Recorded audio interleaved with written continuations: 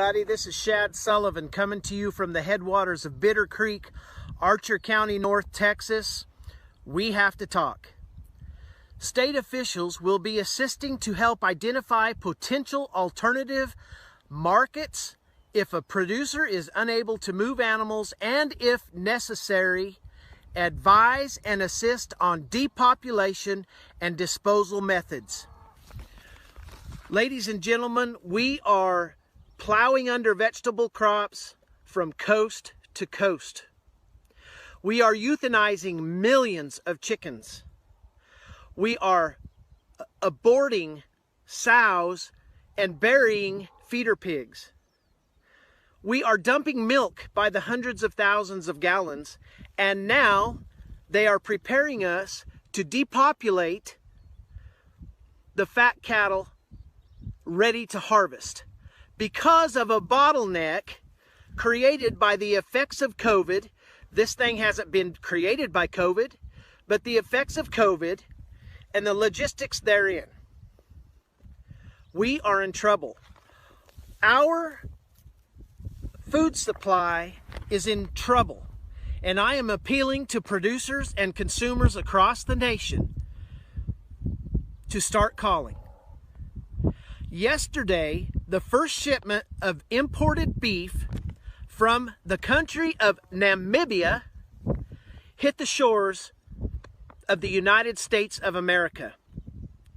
And yet this morning, they are telling us to prepare to euthanize harvest-ready cattle. Am I the only one that sees a problem in this? It is time we get the American people back to work. It is time we get money flowing. It is time we get food. Shalom. All praises to Yahweh Ba'ashim Yahushai. Is your brother Ayathan. Double honors to the apostles. And shalom to you elect out there. You brothers and you sisters out there. This is another update. And what this farmer here was basically talking about is... sum it up in one word, is famine. So my message to myself primarily and to the rest of you brothers in Israel is don't sleep. Do not sleep. Let's get 1 Peter. 1 Peter chapter 5 verse 8 says this: Be sober, be vigilant, because your adversary the devil, as a roaring lion, walketh about seeking whom he may devour. Now, if you look up the word sober means what? It means not affected by alcohol, not drunk. Now, we're referring to spiritually being sober, meaning you're going to be on your P's and Q's spiritually. You know, you're going to be occupied in the prophecies, and you're not going to be swayed, you're not going to be influenced, and you're not going to be confused by all the mismatch and gumbo of information and disinformation that's out there, because our information or our faith is grounded in what? Our faith is grounded in the scriptures. It's not grounded in DJ Trump. It's not grounded in CNN News. It's not grounded in Reuters. It's not grounded on YouTube News.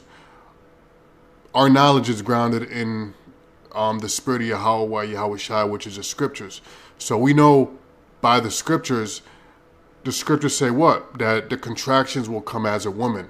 The scriptures say, Daniel's 12, that there's going to be a time of trouble. The scriptures also say that when the time comes to that even though it tarries, wait for it shall tarry not.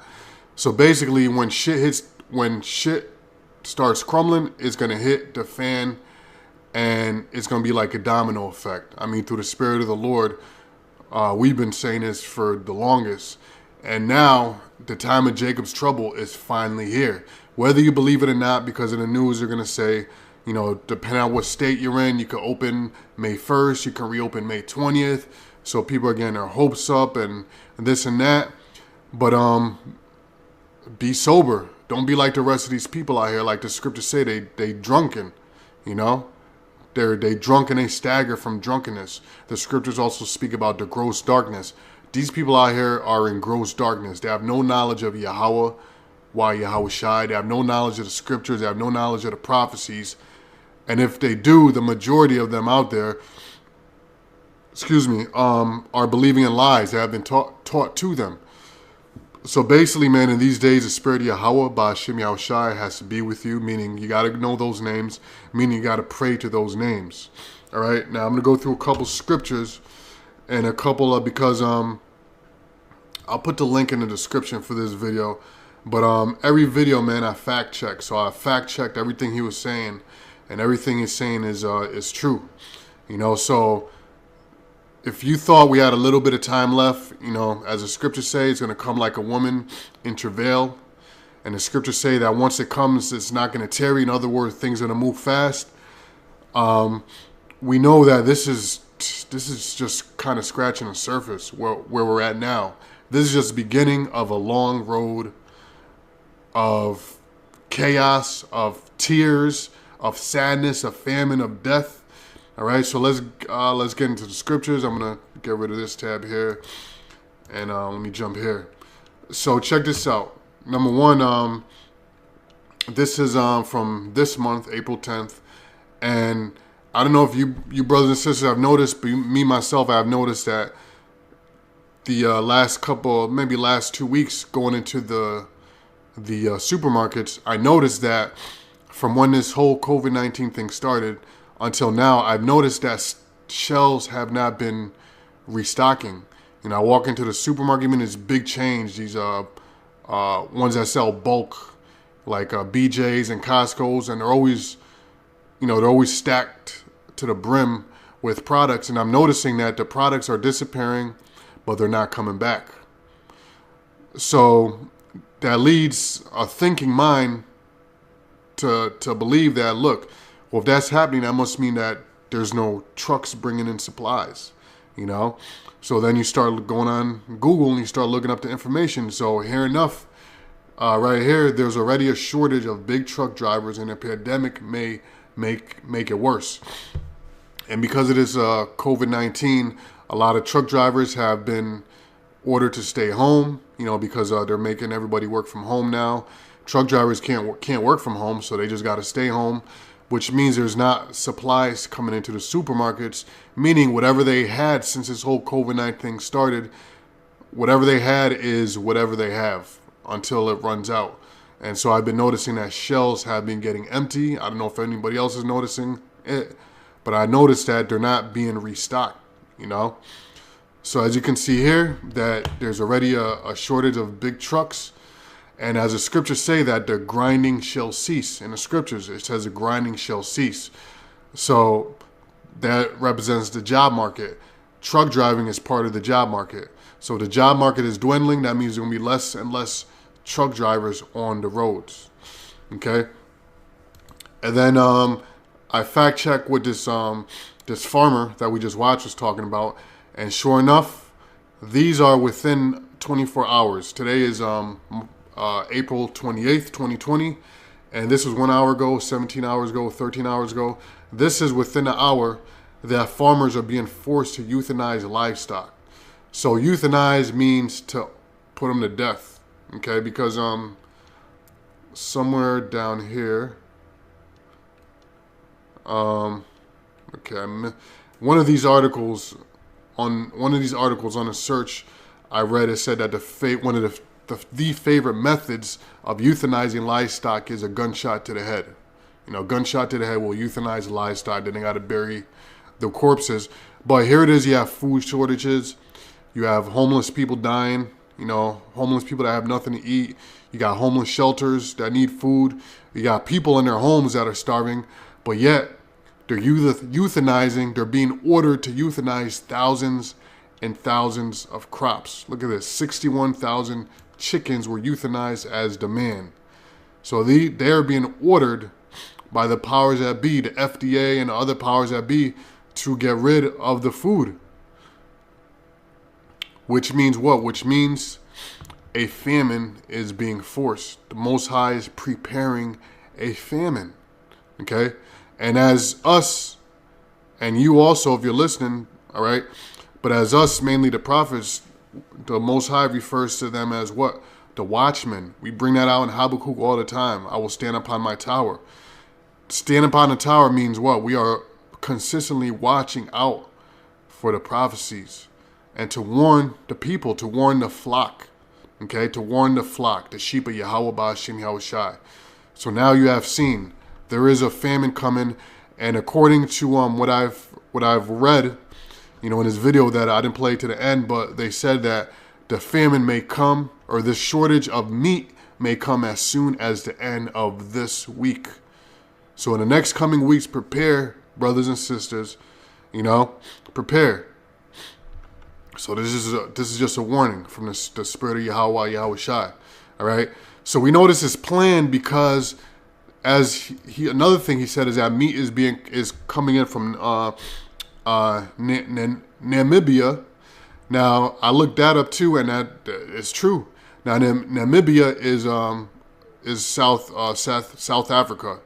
It's a part of South Africa called Namibia. Now, as you see here, this is February 2020. Namibia, first African country to export red meat to hungry U.S. market. So if there's food already here in the United States, you go to Texas, there's nothing but farmland. Why are they ordering them to euthanize their cattle and dump their crops and to import, and now they're importing food from South Africa? That makes no sense at all. Now, if you want to think critically, analytical thinking, this would lead you to believe, knowing the MO of Esau, the damn devil, is that the Africa right now is very hot is very hot in the news right now, because of what's going on between Moab and Ham, and also because Bill Gates and the powers that be surrounding this vaccine, they want to use Ham or Africa as a testing ground, as guinea pigs for the vaccine. So I don't know if they must have made some type of deal with the leaders over there in Africa to allow them. They made some type of deal where they're allowing them to sell their meat here in America, to make their money, because let me see here. As you can see here, it says United States tops the world list for red meat consumption per head, right? Because America, as we say all the time, follows a meat-centric diet. Here we go. Now, you see down here in quote from some type of African representative, we're able to finally export meat to the lucrative and big U.S. market. Namibia's Minister of International Relations, okay, I'm not even going to try to say that, said on Wednesday.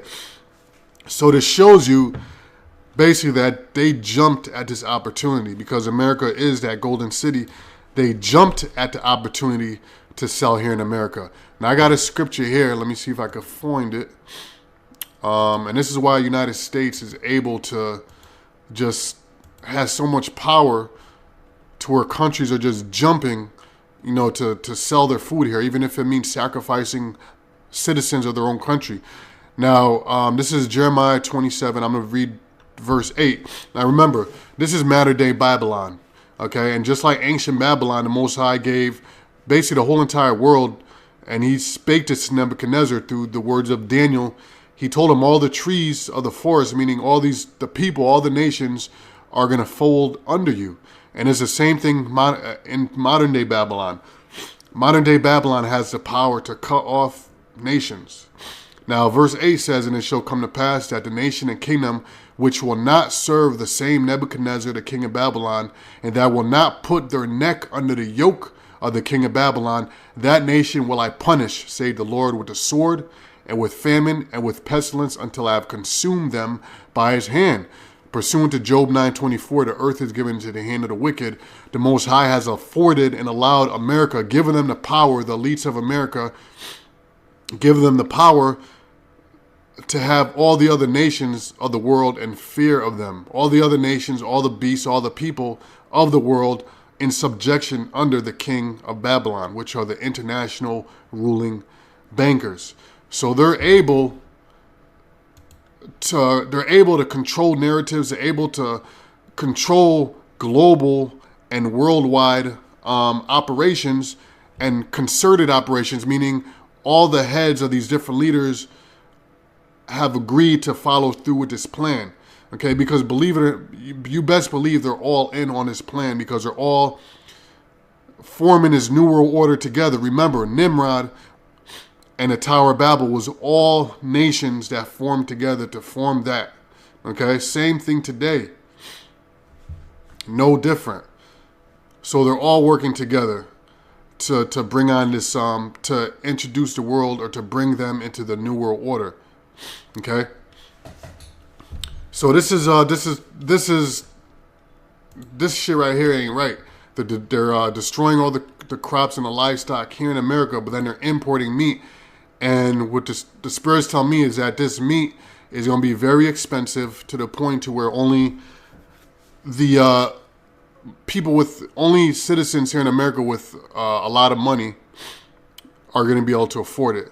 And so all that's going to do is exacerbate the situation that's going on already. It's going to accelerate race wars, it's going to accelerate crime, it's going to do everything that they want to happen so that they can bring order to chaos, which is the new world order. Okay, so I got a couple scriptures lined up, but then I'm going to cut it on that. This is 2 Ezra chapter 16 and 17. Now this is Ezra, and he was taught, the Most High sent him a vision, and he saw himself in the times that we're in right now.